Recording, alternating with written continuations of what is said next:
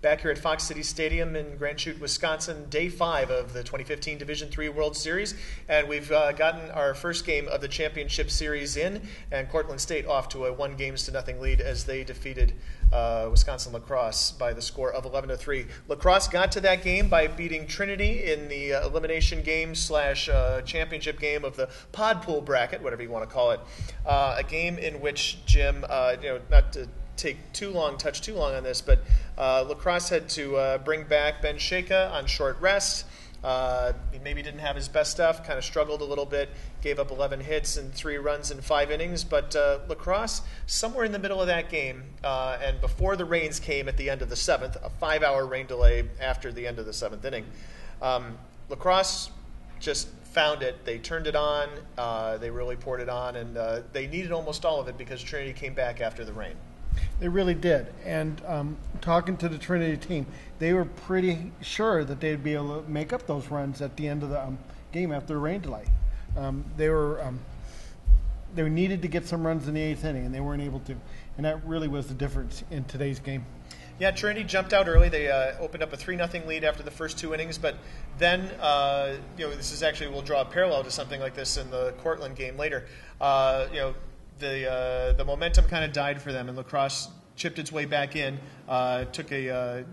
scored twice in the 4th, then twice more in the 6th. They took the lead, and then the 5 runs in the 7th, during which Trinity just uncharacteristically throwing the ball around. They committed 4 errors on the afternoon, and all of the La Crosse runs end up being earned because eventually, they ended up getting hits that made them earn it anyway. But Trinity just, they got their hits. They got 17 hits, scored 7 runs, but they didn't go out the way they wanted to.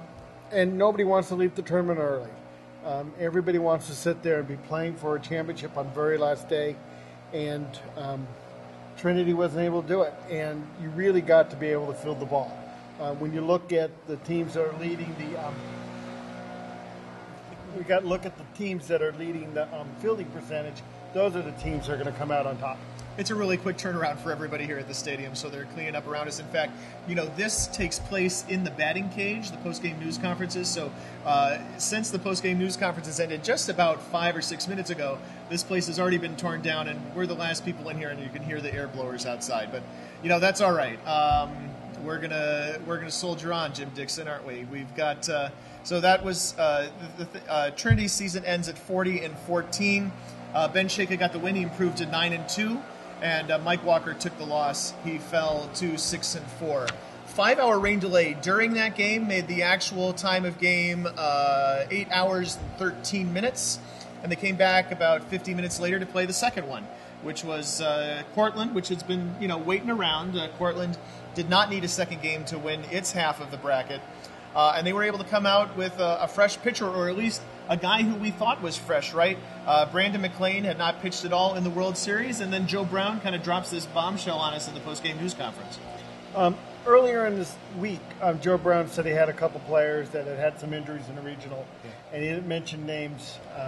And when I asked him, is it going to really affect the way that the team plays, he said, no, it's not. We found out today that one of those players was Brandon McLean. Yeah, and McLean, Joe Brown basically, the term he used for McLean's shoulder was shredded. And he came out and gave a real gutty performance, really 2 gutty starting pitching performances in Game 1 on Tuesday night. McLean comes out, goes 5 1/3, gives up 6 hits. He gets the first out of the 3rd inning, gets, I think it was our friend Brandon Varsness, struck out looking at to get the first out in the 6th.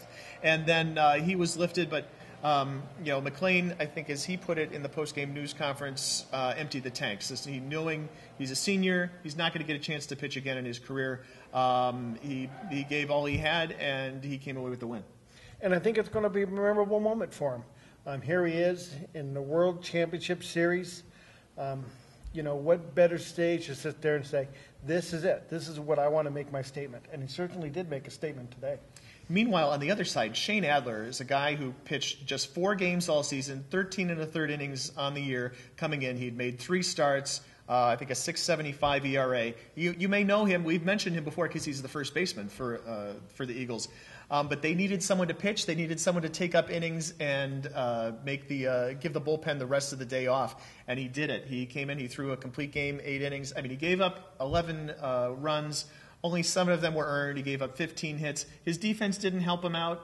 And in fact, Adler not being able to play first base might have contributed to a little bit of that. But really the story of this game, if you're a Crosse fan, is what an amazing performance Adler gave to give the bullpen the rest of the night off and give them some semblance of a pitching staff for Game 2 and possibly Game 3 on Wednesday. If you look at the pitchers they use 3 pitchers on a day.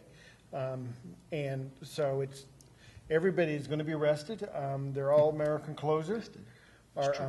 Jameson Sadowski for sure. He'll be very rested. And he hasn't pitched in several days. They still have the number 2 and number 3 starter on a day where there is no tomorrow. And for everybody, there is no tomorrow, at least we hope so, that everybody's available. The grounds crew did not want to hear you say any possibility of there might be a game Thursday here.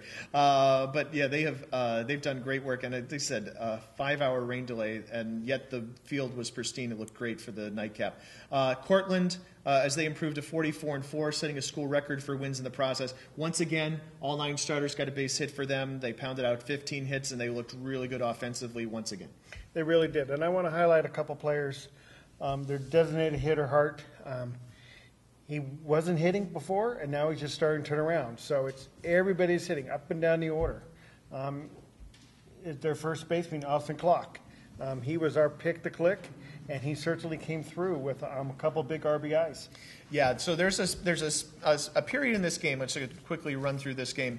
2 runs in the first and 3 runs in the second for Cortland. They go out to a 5-0 lead, and then Joe Brown, the coach for Cortland, said he got conservative. The game just kind of slowed down a little bit, but basically Cortland did not put its foot on the gas at that point. And La Crosse came back. They had a couple of walks and a couple of singles from the bottom of their lineup to cut the lead down to 5-2. Then they added a run in the 7th to make it 5-3, and all of a sudden it's a ball game, right? Cortland's starter is out. They're in their bullpen. And La Crosse is beginning to put some offense together. They've got some things going for them. But come back in the bottom half of the 7th. Cortland, Nick Hart, who you mentioned, leads off with a walk. They sacrifice him over. Anthony Simon with a base knock up the middle. Conrad Zievendorf with a base hit to left to bring one in to score the first run of the inning, make it a 3-run lead. Let's see, Fabio Ricci reaches on a fielder's choice. There's a double steal there in which Simon comes in to score. But, so they've put a couple runs across, but they haven't had that really big blow, the kind of thing that can really demoralize an opponent. And Austin Clock comes in, and he really does clock it into the right field corner, an RBI double to kind of put the exclamation point on that inning and really on the game. Yeah, all week Coach Brown has been talking about and stressing, keep the pedal to the metal, keep it going. You need to score runs. You need to sit there and have those runs just in case you need them later on. And this is a case where they got the runs early, and they just sort of slowed on down. That's uncharacteristic of a Cortland team that we've seen in the first 3 games. And they're going to learn from that, and tomorrow we're going to expect them to see with the pedal to the metal all game long. I know you can expect to see, I believe Seth Lamondo will be back on full rest. You expect to see him in Game 2 for SUNY Cortland. If necessary, in Game 3, the guy who pitched a all-tournament worthy performance, Brandon Serio, could come back on 3 days rest. Wisconsin La Crosse, obviously their pitching situation is not quite as good. They've got some guys who have had a couple of days off. But, it'll be interesting to see. Obviously, Joe Miller will come back. I expect to see him tomorrow. He's the most rested of the group, right? And then, of course, Jameson Sadowski, who threw 6 innings in that 12-inning game back on Saturday, means Sunday, Monday, Tuesday, 3 days of rest coming back on Wednesday. So he probably has some innings in him, too. You got to look at Cortland. Cortland is a day ahead of Wisconsin La Crosse in their pitching. And so it's really the advantage in pitching has to go to Cortland because the pitchers are going to come out just a day fresher, and there's a big difference between having 3 and 4 days rest. I think the advantage is really in Cortland's bullpen and their starting staff.